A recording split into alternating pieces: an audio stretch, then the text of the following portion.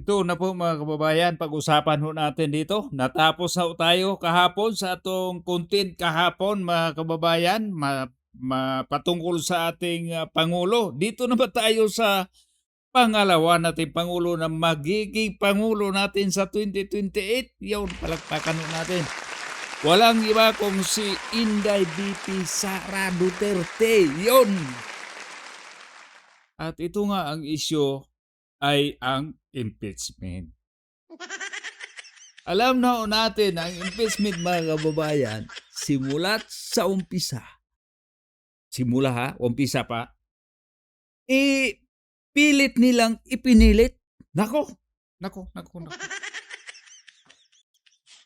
Alam mo, yung bagay mga kababayan, kung baka sa sapatos pa lang, kahit hindi sukat, ipinipilit mong isusuot, masakit dun sa paa. Ito ang nangyari ngayon sa prosecution. Pinipilit kasi nila kahit hindi magkasya. Kaya,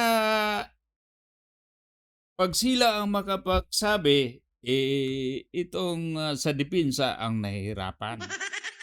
Pero, ang totoo, sila pala. Bakit ko nasabi? Bakit ipipilit pa rin nila, may tangka pa rin sila, nakikiusap o humahanap sila ng paraan na para mabuksan ang mahiwagang kahon ng BIR?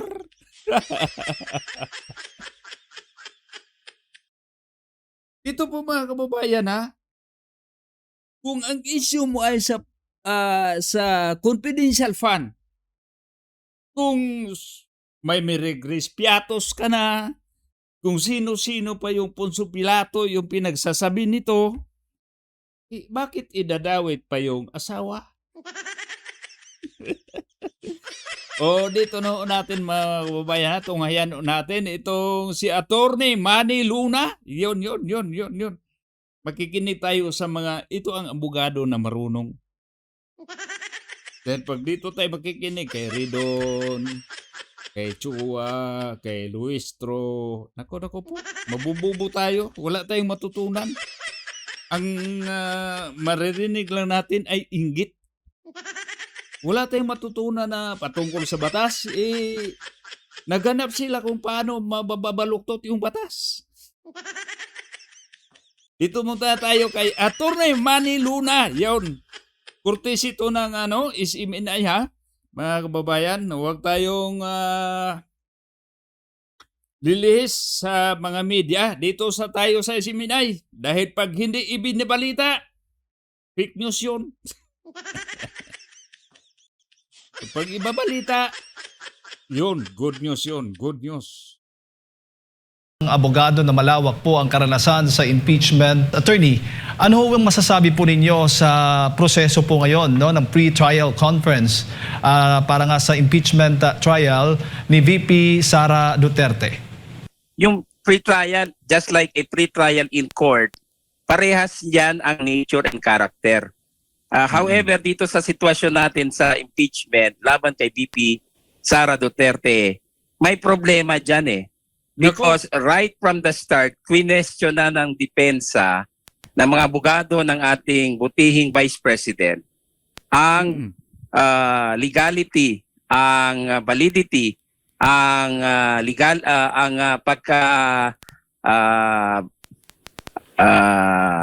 void ng articles of impeachment.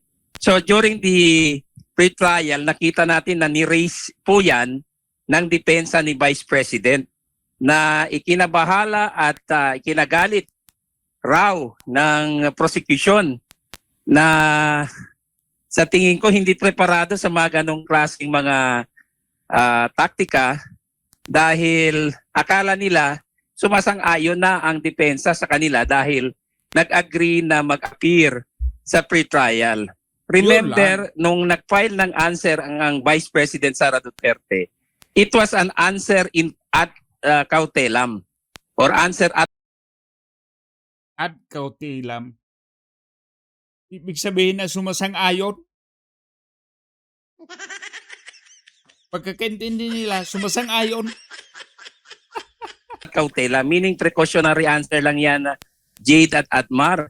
Hindi ibig sabihin na tuluyang sinabmit ng Vice Presidente ang issue of jurisdiction diyan sa Senate Impeachment Court kasi Yun. Assuming kasi, magagaling, matatalino kasi. Ito, problema na nila. Yun na sinasabi ko nga kanina mga kababayan. Pag ang sapatos mo ay hindi sukat, masakit sa paa. Ayun. Umpisa na silang maglalakad dyan sa trial. Ayun. Naramdaman na nila ang sakit. kine-question nga nila ang invalidity and voidness ng articles of impeachment na final ng House of Representatives. So, yung pre-trial ay naging, in fact, nag-reset sila, no? Nagkaroon ng second pre-trial. Kasi yung una, more of exchanges siguro sa mga legal matters, sa tingin ko ay pumabor sa depensa. Opo. Ngayon ay may hirit po yung prosecution. So, ibig sabihin, nag-resit sila dahil wala silang kaban-laban-laban. Kung baga sa shooting pa, op, mali, tiktok.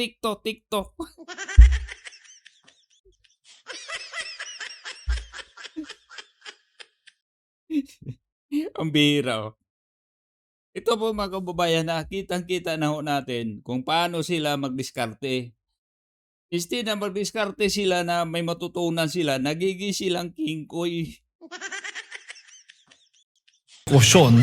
Nabuksan po yung tax records ni Vice President Sara Duterte. Attorney, may legal na basehan ba itong hiling na ito mula sa Ayun. House Prosecution Panel? Yun nga ang problema dyan. Kine-question ng depensa because remember, nung nasa House pa ang articles of impeachment, hindi pa nga nabuo nung time na yun dahil may hearing sa House Committee on Justice. Binusisi na ng committee yung mga bagay na hindi dapat nila binusisi. Like for example, sinupina nila yung BIR commissioner para dalhin yung tax records at ibang mga records ng ibang agencies o opisina para gawing basehan laban sa Vice Presidente dahil nakita nila na mahina yung impeachment complaints laban kay VP Sara. So ngayon, questionable yan. Yun. Dito klaro. Kaya naghanap pa sila ng ibang ebidensya dahil alam na ho nila na mahina. Sa umpisa pa lang.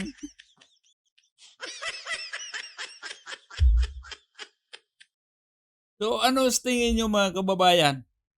Magkakalakad kaya ng maayos itong sa prosecution? O bardado na? Masakit na yung paa. Kumbaga sa sabungan pa, sobrang higpit kasi yung pagkatali ng tari. Hindi na makatayo. Because merong prematurity sa action ng House Committee on Justice because only the Senate sitting as an impeachment court. Sa aking experience and base sa Constitution at sa ating rules ng both houses, only the Senate can subpoena the tax records. Hindi ang Yun. Technical sila dyan. Tikio sila dyan. Technical sila. Alam mo nila. Hindi ko lang na gets. Mga abogado man sana yon. Bakit tatrabahuin nila ang hindi naman angkop doon sa kanilang trabaho?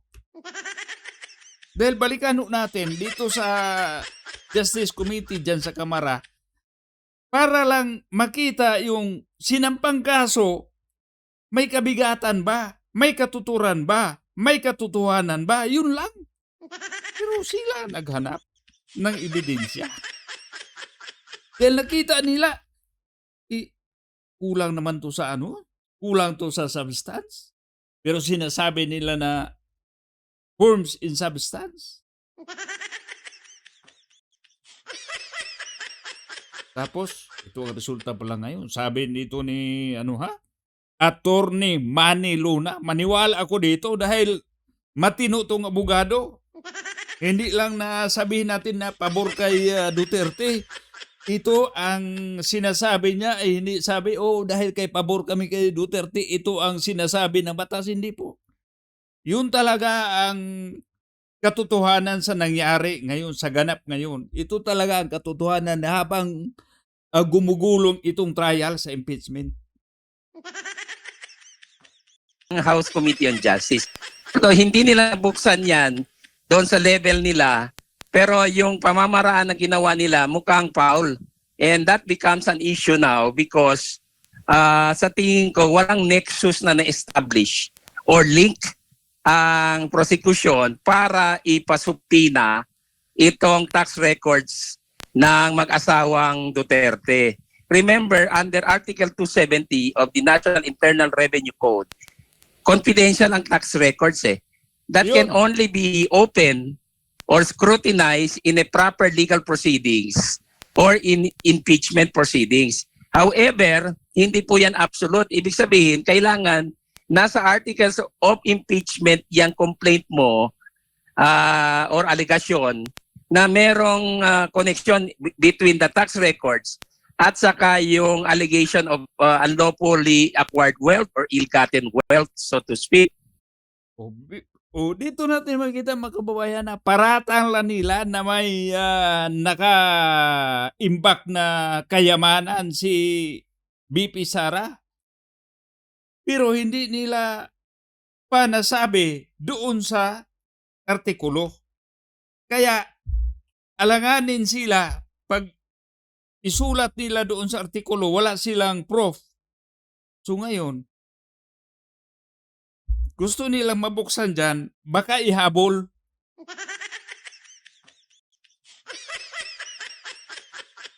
Alam mo natin, ilang araw ang gusto nila sa trial, 62 dates. Tapos ito sa, tawag dito sa depensa, kailangan lang nila ng 30 dates. May nagsabi pa, may nabasa pa kayo ko sa social media. Kaya nga daw, kailangan daw na ipaiksiin yung araw na pagtatrial para hindi daw yun mahalangkot lahat. Naku po.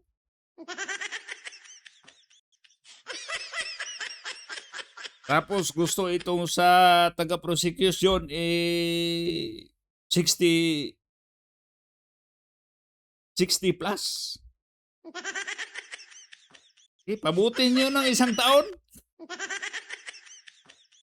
So, which I doubt dito because very defective yung articles of impeachment na Nako, very defective ang articles of impeachment. Defective. Dito pag masabi talaga ito dito ni Attorney Luna, alam na dito ng mga taga-defense. Na depektuso na. So, yung depekto na yon, kaya bang ipaliwanag ng prosecution na itong sinasabi nyo na depekto, hindi ito depekto, maayos to. Yun. Ngayon, ipakita ninyo na maayos.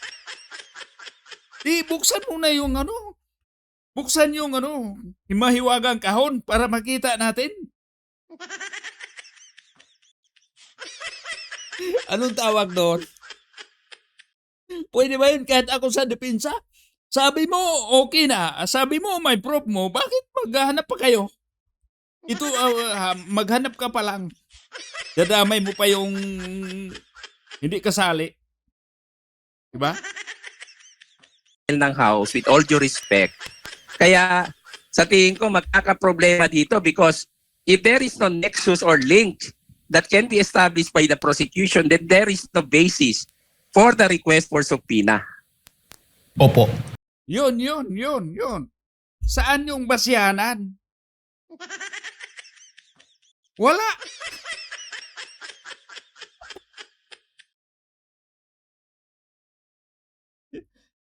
Kumbaga, chismis. Galit pa naman sila sa fake news. Tapos ngayon, Tsismis lang pinanggalingan ng mga artikulo nila para ma-impeach ang Vice Presidente. Nako, nako, nako, nako. Katawa-tawa talaga. Para lang din makarelate po yung ating mga kababayan, tinutukoy pong tax records, attorney, noong panahon na nagsasagawa po ng hearing, yung nasa malaking kahon po yon na hindi po binuksan ng Yes. House Committee. Ngayon dito sa pre-trial conference, bago nga magtapos, ngayong araw nga ay inaasahan natin magtatapos itong pre-trial conference, ay gusto ngang buksan, which is, sabi mo, unconstitutional. Hindi po pwedeng during pre-trial buksan itong tax records na ito ng Vice Presidente. Actually, hindi nila hinihingi na buksan kaagad sa pre-trial. They were requesting na ito ay markahan, may reservation siguro sila sa markings, at i-present sa trial proper ng Senate proceedings. Ang problema lang dito, mula sa simula, walang link itong mga tax records doon sa complaints ng dalawang grupo na nag-file ng impeachment complaints. Yun! Kaya walang bisis. Dahil hindi kasali pala.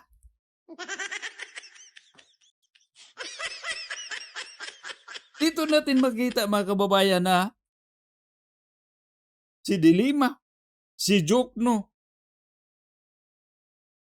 si Chua, si Luistro.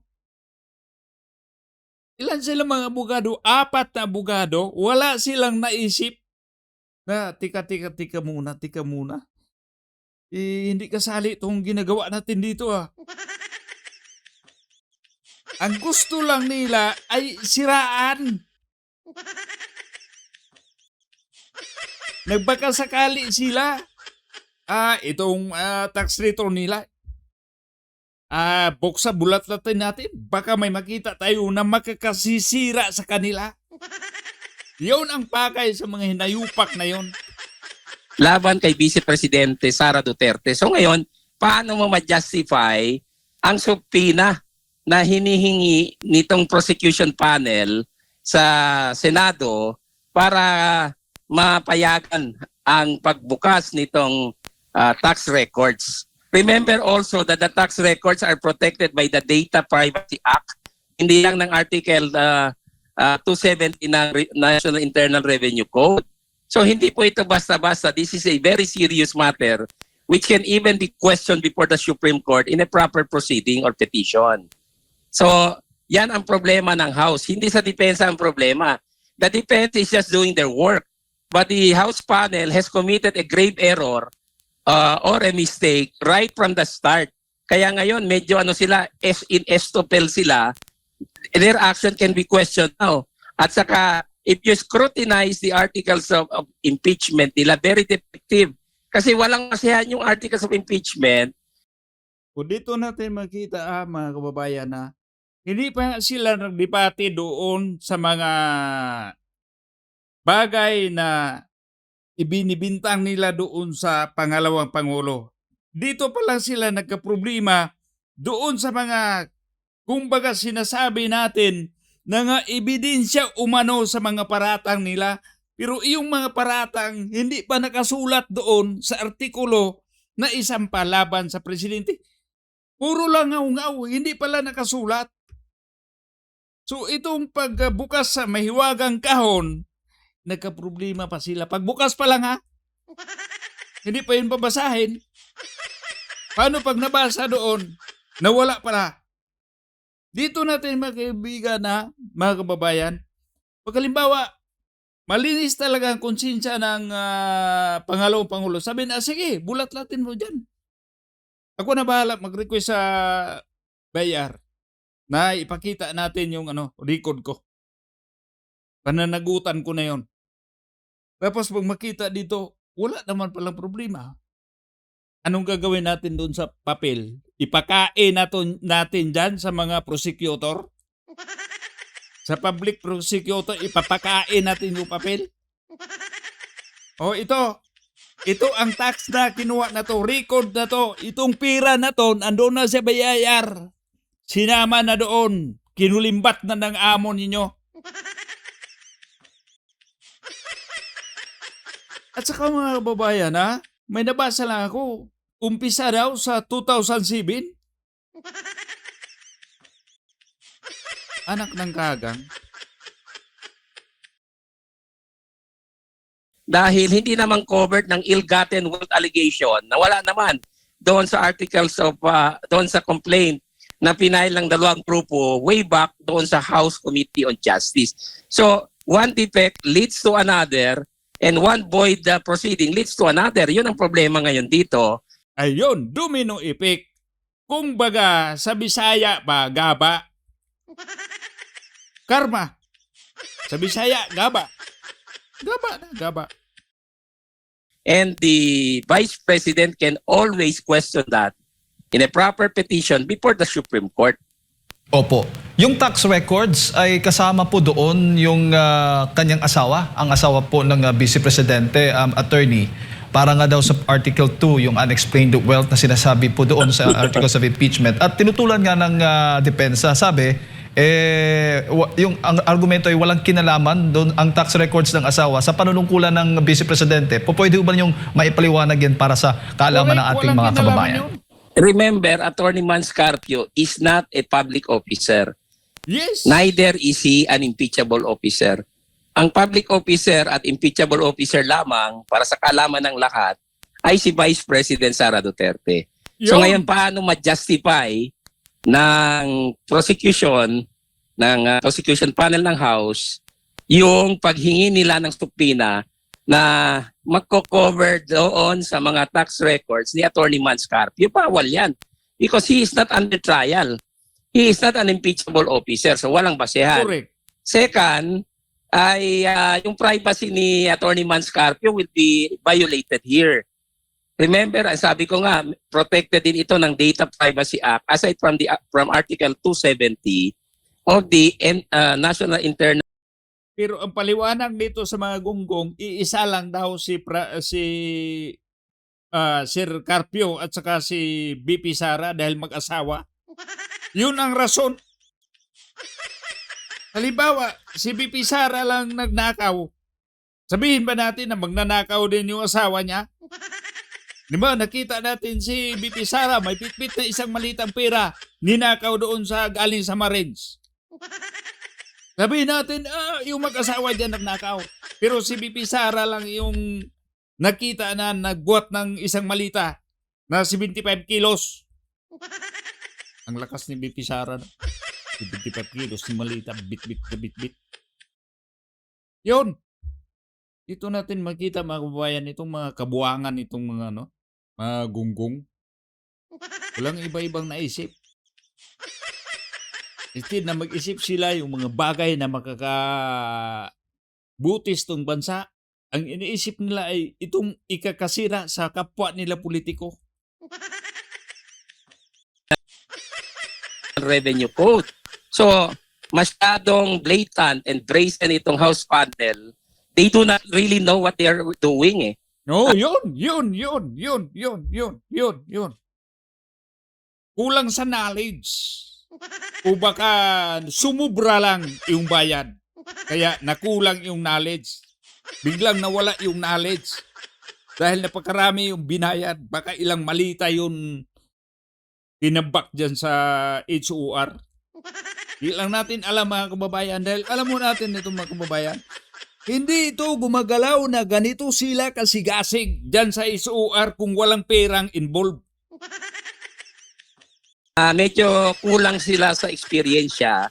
In fact, meron pang Pero kulang sa esperiensya pero ipipilit nila na magmukha silang magaling. So, ibig sabihin, kahit na magmukha silang tanga, basta may pera. Yun. Tapos, lumabas na istorya na ang gumagawa ng trabaho nila doon sa pre-trial, ang private prosecutors, which is in violation of the Constitution and the ayaw ni Ridon, andun daw siya. Hindi siya sumang-ayon. Nagsisinungaling daw yung defense team. Narinig ko kahapon, sabi ni Ridon, hindi yun totoo. Baka sila, nagkulang.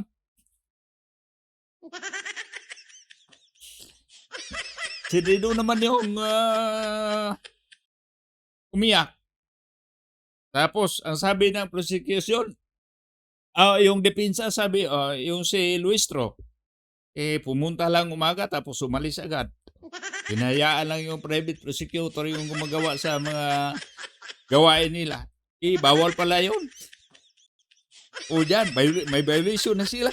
Ang dami-dami nilang mga demerit na. Pag halimbawa, okay, itong sa committee, dyan sa trial committee, dyan sa Senate, sige, bigyan ko kayo ng tag 100, ha? Bawat pagkakamali, minus, minus, minus 1, minus 1, minus 1. Baka hindi pa tapos yung pagmarking dyan sa mga sinasabi ninyong ebidensya dyan, ubos na yung mga merito ninyo. Dahil araw-araw may mali.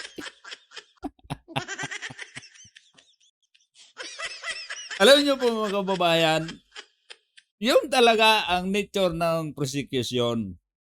Sila talaga ang makitaan ng mali. Dahil sila nag-umpisa eh. Nag-umpisa sila ng mali. Rules, ha? Hindi pwede ang private prosecutors ang gumawa ng lahat ng trabaho ng House panel. They are there only to assist. Jade and Admar, ako naman hindi ako nagtataas ng bangko. I serve as a volunteer counsel sa prosecution sa Corona impeachment. At ako ang in charge for the volunteer private prosecutors group doon sa pre-trial. Pero yung pre-trial headed by our public prosecutor who is a congressman. Inassist ko lang siya doon. Because you cannot take the role of lead prosecutor if you are just a private volunteer prosecutor. Bawal po yan. Kung totoo yun, another blunder yan na nangyari. Pinipilit yun dahil hindi yun sinasabi natin ng volunteer, yung private prosecutor yun, may bayad yun. Hindi yung ganun ka sigasig itong prosecutor na rinirigla. Hindi ganun ka sigasig pag magboluntaryo sa ganung edad, magboluntaryo ka, manood na lang ako, mag-advise na lang ako, anong tawag doon? Anong tawag doon Basta, kalimutan ko. Diyan sa pre-trial conference. Opo, at kinuwestiyon nga ng depensa at baga may tangkang tangkang ipatanggal bilang ebidensya yung SALN ng Vice Presidente Attorney. So maaari po yun dahil sa nakikita po niyo hindi po ganoon kabigat yung ebidensya na yan para po sa impeachment laban sa pangalawang Pangulo. Hindi lang yon. Yung SALN na yan covers periods na hindi pa siya impeachable officer. For example, ng vice mayor siya. So anong connection dyan sa impeachment proceeding? Yun ang mali. Yun pa rin ang mali. Naku po, ubos talaga merito niya. Ubos talaga. Demerit talaga. Patay kayo dyan. Ipipilit ninyo kasi, kahit alam nyo ng mali, ipipilit ninyo, nagbakasakali kayo na makalusot. Di ba? So, yan ang isang malaking katanungan ngayon, kung pwedeng payagan yan. And other objections that are valid na ni-raise na ng depensa. Posible yun pag nasa Senate committee na yon. Posible yun papayagan dahil alam mo natin sino ngayon ang mayoriya sa Senate. Ang mga hinayupak na bayaran. Mamili kayo, malita o kaso? Sa pre-trial conference at sa kanilang answer at kautela. Opo. At maaari ho ba pag ako sakali bang papaboran, pabubuksan nga ng Senate Impeachment Court yung kahon na naglalaman ng tax records ng Vice Presidente, automatic ho ba yun? Talagang maging ebidensya na ng House Prosecution Panel? Well, the Vice President can always question that in a petition for certiorari and prohibition with temporary restraining order sa kataas-taasang hukuman. Nangyari yan sa Corona impeachment wherein some bank records were blocked through a TRO issued by the Supreme Court. So hindi po yan automatic na akala natin kung mag-request yung House panel ay pwedeng pagbigyan na lang. Kung pagbigyan ng Senate sitting as an impeachment court na walang basehan or in violation of the Constitution, the rules and the laws, including yung Data Privacy Act, ang NIRC, and even yung rights ng private persons dito like Attorney Manscarpio na hindi naman impeachable officer, pwede yan harangin ng Korte Suprema because that is also part of the rule of law. Pero andyan si si Erwin Tulfo at saka si Lacson. Sabi ni Lacson, walang konstitusyon dito. Yung rule namin sa Senate, yung may kapangyarihan. Walang konstitusyon dito sa Senate. Kami? Yun, bantayan natin mga kababayan, itong dalawa, si Erwin at saka si Lacson. Yun talaga ang galamay dyan galing sa Kamara. Erwin at si Lacson. Tapos, yun na. Sasakmal na siya yung Tiberos.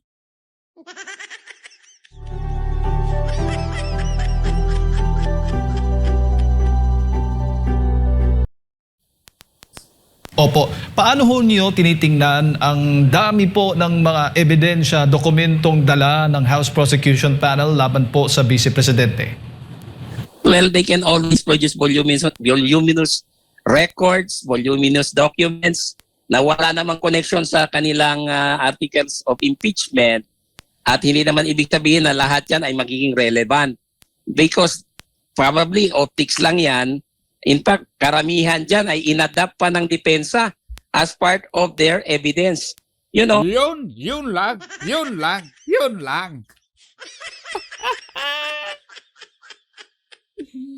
Kain suka para to prosecution. Ito ang antabayanan natin mga kababayan. Itong bantayan natin. Napakaganda itong panuorin natin dito sa trial na. Makikita natin dito kung gaano kagaling itong defense sa mga attorney sa kay BP Sara. Ako po. At dito malantad itong gaano talaga kahunghang itong prosecutor natin. Itong mga congressman, mga bayaran. sa experience ko as a trial lawyer before, pag inadapt ng depensa ang exhibits ng prosecution, ibig sabihin, there's really a very big problem ang prosecution. Epektibo ang mga ebidensya at ginagamit, pwedeng gamitin laban sa kanila yon. And that severely weakens case like in this particular proceeding. So, halos lahat ng ebidensya na minamarkahan nila or ni-request nila ay inadapt ng depensa. So, ibig sabihin, their case is really very weak. Nako. Patay tayo dyan. Paano na yun? Paano na yung 4-liter release? Baka maudlot na talaga yun. Wala nang liter. No release na talaga yun. Nako, Dilima, Chua, Luistro, Jokno, sino pa yung mga... Nako, paano na yun? Parehas lang kayo ng aklat na binabasa. Matitino lang rin dito sa kabila. Bakit kayo nagpapadala sa bayan? Kahit na, sige, kahit sabihin mo kaming bupo, paldo man din kami. Yun lang. Bubo nga kami sa prosecution, nalusutan niya kami dito sa depensa. Pero sa kanila, import lang. Sa amin, pera. Opo, at sapat ho ba yung panahon para sa pagmamarka doon po sa mga ebidensya na yan? Dami pong ebidensya. Well, it takes a lot of time. Kung isang araw, 2 araw, baka hindi sapat. Kung maraming, hindi pa yan ebidensya, Jade at Mara, exhibits lang Di pala ebidensya. Exhibit pa lang yun. Kung bago pampuna sa puwit.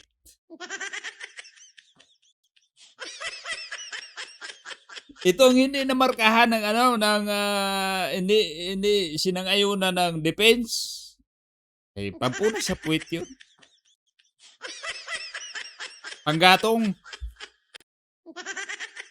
Pagkaluto na yun ng Pagpalambot ka na ng 1 kilong karning baka niyan.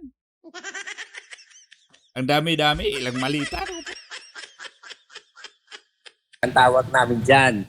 Just to be very clear, para malaman ng ating mga mamayan na kung magdala ka ng sako-sako or karton-karton or mali-malitang papel, ebidensya na yan.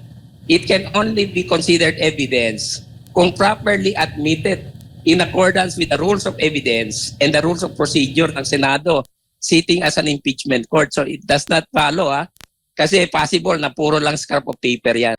Nako. Opo, linawin ko lang. Ang matatawag mo lang itong mga dokumentong itong ebidensya during during trial na ng Vice Presidente? Yes. Tapos kailangan may ruling. Hindi lang basta na-present. Kasi kung walang ruling na ina-admit yan as part of the evidence, hindi yan evidence. Yun. Paano yun yung yung mag-preside dyan, yung Senate President ngayon? Marunong ba yun mag-ruling? Hindi ko na minamaliit ito si Wina. Hindi ko malita. Senador to eh. Pero hindi ka attorney, sir. Walang ruling. Pagka, okay, suspended 10 minutes, suspend 1 minute, suspend 1 hour. Pag-usapan muna natin to, ano ba pinagsasabi nito? At ito po mga kababayan noon dati, sinasabi ko nga dati, mas okay pag si Kiko Pangilinan ang magiging presiding officer dahil abogado. Pero yung nag-rebat si Senator Padilla, talino to. Bakit baliin natin yung role? Na nasa role naman pala sa impeachment namang ang preside ay ang Senate President. Hindi pwede palitan. Tama naman pala. Oo nga, no? Naisip kasi natin, okay yun, abogado, dahil nasisintro tayo doon sa sa impeachment trial. Mas magaling yung abogado. Parang, kumbaga, pumayag na lang tayo sa isipan natin kung sino na lang, basta abogado, basta matuloy. Pero tama naman pala si Senator Robin Padilla, napakatalino talaga mo, Senator. Naku po. Iba ka talaga. Sinasabi hindi pwede. Dahil yon ang nasa batas na nakasulat to hindi pwede ibahin. Kaya palakpakan natin si Senator Padilla. Dito po, makikita natin dito pag rolling na. Pag sabi na, ito agad, may maisip pa, mabilis yung transition sa utak. Pag abogado ka, may ka na, experience ka na kung paano ka mag-roll. Wala. Anong gagawin? Suspend 10 minutes. Suspend 5 minutes. Suspend 1 minute. Yun ang mangyari. Instead na tatagalan ng 62 dates, magiging 1 taon yun. Dahil mahina eh. Wala ka experience, hindi ka abogado. Paano ka mag-roll? Gaya-gaya ka na lang dyan sa mga ginagawa sa yung mag-roll kayo dyan sa magdebate kayo sa isang bagay na hinalaman sa batas. Yun lang. Pero dito, kaso to eh. Yun ang difference between a paper, a document, or a real evidence. Maraming klaseng evidence sa Jade and Admar. We have the so-called documentary evidence, testimonial evidence, real evidence. Yung mga papel na yan, they may kasi hindi pa naman ni rule yan. They may fall under documentary. Tapos yung mga testigo may fall under testimonial, depende sa kanilang purpose, no, in presenting them. Tapos mayroon kasi mga witnesses na pinipresent just to identify, up to there lang ang kanilang role. Hindi talaga sila nag-testify extensively. So, but that falls under Tulad na Trillanes na nag-testify siya ayon lang sa kwento ng iba. Wala siyang personal na kaalaman. Pati si sino ba yun? Si Madriaga? Oh. Anong sabi nun? Close na sila si BP Sara dahil nag-greet siya ng happy birthday. Binabasa pa. Tapos yung mga ebidensya na kinuha lang niya galing sa Facebook. Ito, kasama kami dyan, Oo, kita mo ko? May picture ako. Saan mo kinuha? Sa Facebook.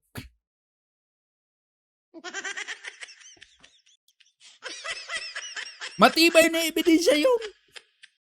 testimonial and real evidence. Real evidence like for example a gun weapon or a knife in a crime. Yan, real evidence ang tawag dyan. Or yung pera ng mali-malitang kickbacks. Yan. O yun. Real evidence sana yung bit-bit ng 18 Marines. Yun ang real evidence. Wala sila dyan sa sa kay BP Sara. Doon sana kay Bongbong Marcos andyan may real evidence. Itong kay BP Sara walang real evidence. Dismiss evidence meron, marami. Bit-bit si Trillanes, isang malita. Real evidence ang tawag dyan.